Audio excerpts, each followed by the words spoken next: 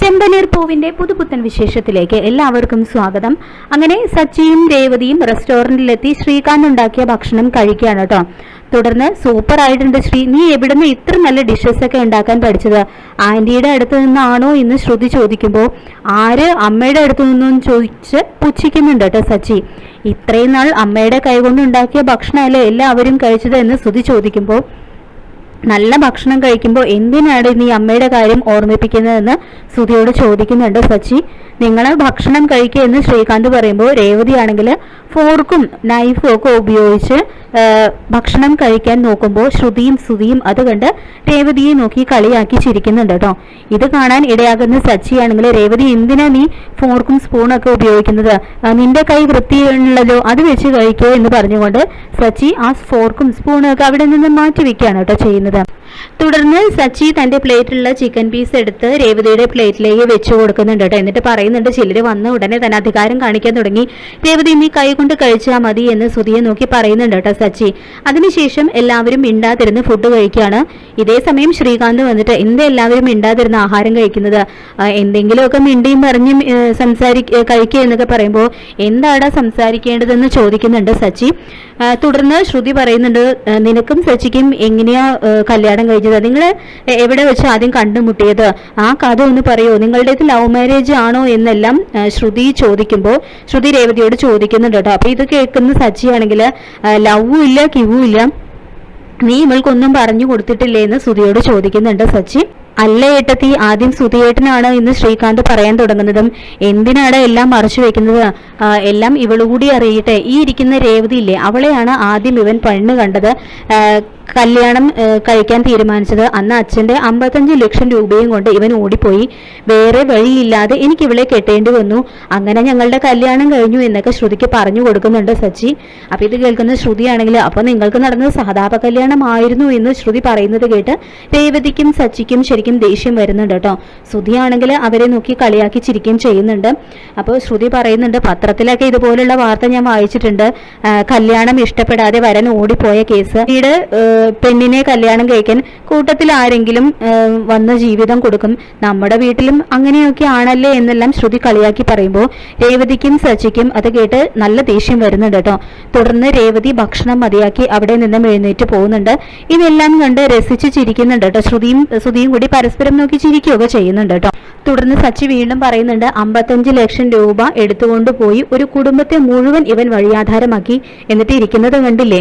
ഇവളുടെ ജീവിതത്തെ കുറിച്ചെങ്കിലും ഇവൻ ചിന്തിച്ചോ എന്നെല്ലാം സച്ചി പറയുമ്പോൾ, ആ കല്യാണം നടന്നാൽ ഞാൻ കരയേണ്ടി വന്നേനെ. ഇതൊക്കെ ഒരു കഥയാണോ? അതാ ശ്രുതി ഞാൻ നിന്നോടൊന്നും പറയാതിരുന്നത് എന്നൊക്കെ ശ്രുതി പറയുന്നത് കേട്ട്, ഇറ്റ്സ് ഓക്കെ സുധി, അതിലെന്താ തെറ്റ്? പിന്നെ ഇഷ്ടമില്ലാത്ത കല്യാണത്തിന് നീ നിന്നു കൊടുക്കണമായിരുന്നു എന്നെല്ലാം പറഞ്ഞ് ശ്രുതിയെ ന്യായീകരിക്കുകയും ചെയ്യുന്നുണ്ട്. എല്ലാം എൻ്റെ അച്ഛനെ പറഞ്ഞാൽ മതിയല്ലോ, അച്ഛൻ്റെ പണം കാണിച്ച് എന്നെ പൂട്ടി, എനിക്ക് ആ പണം തന്നിരുന്നെങ്കിൽ ഞാനിപ്പോൾ വലിയ നിലയിൽ എത്തിയേനെ എന്നൊക്കെ ശ്രുതി പറയുമ്പോൾ, അത് പറഞ്ഞിട്ടാണോ നിന്നെ കൊണ്ട് കല്യാണത്തിന് സമ്മതിപ്പിച്ചത്? ഇങ്ങനെ ഭീഷണിപ്പെടുത്തി കല്യാണം നടത്താൻ ശ്രമിക്കുന്നതൊക്കെ ഒരു തെറ്റല്ലേ എന്ന് ചോദിക്കുന്നുണ്ട് കേട്ടോ ശ്രുതി. എന്റെ സ്റ്റാറ്റസ് പോലും നോക്കാതെയാണ് ഈ പെണ്ണിനെ കല്യാണം കഴിപ്പിക്കാൻ നോക്കിയത്. ഈ പെണ്ണിനെ കല്യാണം കഴിച്ചാൽ പണം തരാമെന്ന് അച്ഛൻ പറഞ്ഞു, വേറെ വഴിയില്ലാതെ എനിക്ക് സമ്മതിക്കേണ്ടി വന്നു എന്നെല്ലാം ശ്രുതി പറയുമ്പോൾ അത് കേട്ട് ശരിക്കും ദേഷ്യം വരുന്നുണ്ട് കേട്ടോ സച്ചിക്ക്. എടാ ശ്രീകാന്ത്, ഇവനോട് മിണ്ടാതിരിക്കാൻ പറ എന്ന് പറയുന്നുണ്ട് സച്ചി. ശ്രുതിയേട്ട ഒന്ന് മിണ്ടാതിരുന്ന് ഫുഡ് കഴിക്കുക എന്ന് ശ്രീ പറയുമ്പോൾ, എടാ ശ്രീകാന്തേ, ഇവൻ ഞാൻ പറഞ്ഞതിൽ എന്താ തെറ്റുള്ളത്? എൻ്റെ അച്ഛന് കുറച്ചുപോലും വിവരമില്ല. ഒരു വിവരവും ഇല്ലാത്ത അച്ഛൻ്റെ കയ്യിലല്ലേ ഇതുപോലെയൊക്കെയുള്ള പണം വന്നു ചേരൂ. ആ പണം കൊണ്ടുപോകാൻ അച്ഛൻ മാത്രമാണ് കാരണം. എൻ്റെ അമ്മ ഒരു പാവമാണ്, അച്ഛനെ പോലെ ഒരാളെ കല്യാണം കഴിക്കേണ്ടി വന്നിട്ട് കഷ്ടപ്പെടുകയാണ് എൻ്റെ അമ്മ, സ്റ്റുപ്പിഡാണ് എൻ്റെ അച്ഛൻ എന്നൊക്കെ ശ്രുതി അച്ഛനെ കുറിച്ച് പറയുമ്പോൾ അത് കേട്ട് സച്ചിക്ക് സകല നിയന്ത്രണവും വിടുകയാണ് കേട്ടോ. തുടർന്ന് ദേഷ്യത്തോടെ സച്ചി കസേരയിൽ നിന്നും എഴുന്നേറ്റ് ശ്രുതിയെ കഴുത്തിന് കുത്തിപ്പിടിക്കുന്നുണ്ട്. തുടർന്ന് നീ എന്താണ് അച്ഛനെ കുറിച്ച് പറഞ്ഞതെന്ന് ചോദിച്ചുകൊണ്ട് ശ്രുതിയുടെ നേരെ ശരിക്കും ഷൗട്ട് ചെയ്യുന്നുണ്ട് കേട്ടോ സച്ചി. അങ്ങനെ ശ്രുതിയെ തല്ലാൻ ചെല്ലുന്ന സച്ചിയെ ശ്രീകാന്ത് പിടിച്ചു മാറ്റുന്നുണ്ട്. അപ്പോൾ സച്ചി പറയുന്നുണ്ട്, എടാ നമ്മുടെ അച്ഛനെ പറ്റി ഇവൻ പറഞ്ഞത് നീ കേട്ടില്ലേ?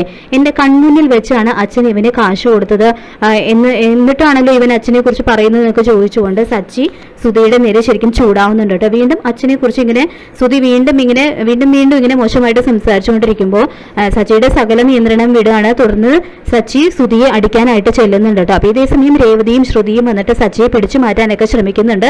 തുടർന്ന് ശ്രുതി വന്നിട്ട് സച്ചിയോട് പറയുന്നുണ്ട്, വാട്ട് ഈസ് ദിസ് സച്ചി, നിനക്ക് കുറച്ച് പോലും മാനേഴ്സ് ഇല്ലേ, പബ്ലിക് പ്ലേസിൽ ആണെന്ന് പോലും ഓർക്കാതെയാണല്ലോ നീ എന്നൊക്കെ ശ്രുതി ചോദിക്കുമ്പോൾ, എന്താടി നീ ഇംഗ്ലീഷിൽ വാചകം അടിക്കുന്നത്, എൻ്റെ അച്ഛൻ കഷ്ടപ്പെട്ടതുകൊണ്ടല്ലേ ഇവൻ ഈ ഡിഗ്രി എല്ലാം കിട്ടിയത്, ഇവൻ വലിയ ആള് കളിക്കുന്നത്, എന്നിട്ട് എൻ്റെ അച്ഛനെ കുറിച്ച് കുറ്റം പറഞ്ഞാലുണ്ടല്ലോ എന്ന് ചോദിച്ചുകൊണ്ട് പൊട്ടിത്തെറിക്കുന്നുണ്ട് കേട്ടോ സച്ചി.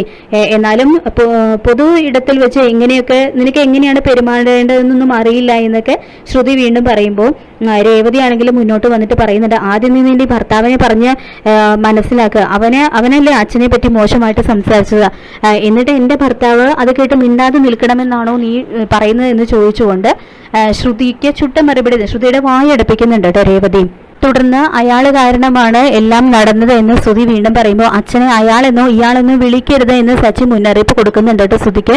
പക്ഷെ ശ്രുതി വീണ്ടും അച്ഛനെ അങ്ങനെ തന്നെ ഒരിക്കൽ കൂടി അങ്ങനെ വിളിക്കുന്നത് കേൾക്കുമ്പോൾ സച്ചിയാണെങ്കിൽ ശ്രുതിയുടെ കോളറിൽ കുത്തിപ്പിടിക്കുന്നുണ്ട്. തുടർന്ന് ഇവിടെ വാട എന്ന് പറഞ്ഞുകൊണ്ട് സച്ചി സുധിയുടെ വിരൽ ഒടിക്കുന്നുണ്ട് കേട്ടോ. തുടർന്ന് തിളച്ച കറിയിൽ ആ വിരൽ മുക്കുന്നുണ്ട്. അപ്പൊ കൈ പൊള്ളുന്ന സുധിയാണെങ്കിൽ കരഞ്ഞു നിലവിളിക്കുമ്പോൾ അവിടെയാണെങ്കിൽ ആളുകളൊക്കെ ഓടിക്കൂടുന്നുണ്ട്. ഇതേ സമയം ശ്രീകാന്തും ശ്രുതിയും വന്നിട്ട് സച്ചിയെ പിടിച്ചു മാറ്റാനൊക്കെ ശ്രമിക്കുന്നുണ്ട് കേട്ടോ. തുടർന്ന് സച്ചേട്ടൻ എന്തേ കാണിച്ചതെന്നൊക്കെ ശ്രീകാന്ത് ചോദിക്കുമ്പോൾ ശ്രീകാന്തിന്റെ നേരെയും ചൂടാവുന്നുണ്ട് കേട്ടോ സച്ചി. അപ്പൊ ഇതേ സമയം ശ്രുതി വന്നിട്ട്, Sachi this is too much, എന്താ രേവതി ഇത്, നീ എല്ലാം ഇങ്ങനെ കണ്ടുകൊണ്ട് നിൽക്കുകയാണോ എന്നൊക്കെ രേവതിയോടായിട്ട് ശ്രുതി ചോദിക്കുമ്പോൾ, അപ്പൊ നിന്റെ ഭർത്താവ് പറഞ്ഞതിന് വേറെ എന്താ ഇദ്ദേഹം ചെയ്യേണ്ടത്, അച്ഛനെ പറ്റി മര്യാദ ഇല്ലാതെ സംസാരിച്ചത് ഇയാളല്ലേ എന്ന് ചുട്ട മറുപടി തന്നെ രേവതി ശ്രുതിക്ക് കൊടുക്കുന്നുണ്ട്.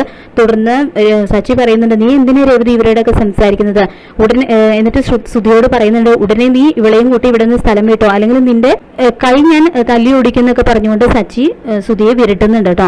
അപ്പൊ എന്റെ വിരൽ പൊള്ളിപ്പോയേ എന്ന് പറഞ്ഞുകൊണ്ട് സുധിയാണെങ്കിൽ അവിടെ നിന്ന് കരഞ്ഞു നിലവിളിക്കുകയാണ്. തുടർന്ന് സുധിയുടെ അടുത്ത് വന്നിട്ട് ശ്രുതി പറയുന്നുണ്ട്, വാ സുധി നമുക്ക് ഹോസ്പിറ്റലിൽ പോകാം, ഇനി മേലിൽ ഇതുപോലുള്ള ആളുകളുള്ള സ്ഥലത്തേക്ക് ഞങ്ങളെ വിളിക്കരുത് എന്ന് ശ്രീകാന്തിനോട് പറഞ്ഞുകൊണ്ട് സുധിയെയും കൊണ്ട് അവിടെ നിന്ന് പോവാണ് കേട്ടോ ചെയ്യുന്നത്. അപ്പൊ ഏട്ടത്തി പോകരുത് എന്നൊക്കെ പറഞ്ഞുകൊണ്ട് ശ്രീകാന്ത് അവരെ വിളിക്കുന്നുണ്ടെങ്കിലും അവര് അവിടെ നിന്നും പോവാണ് കേട്ടോ ചെയ്യുന്നത്.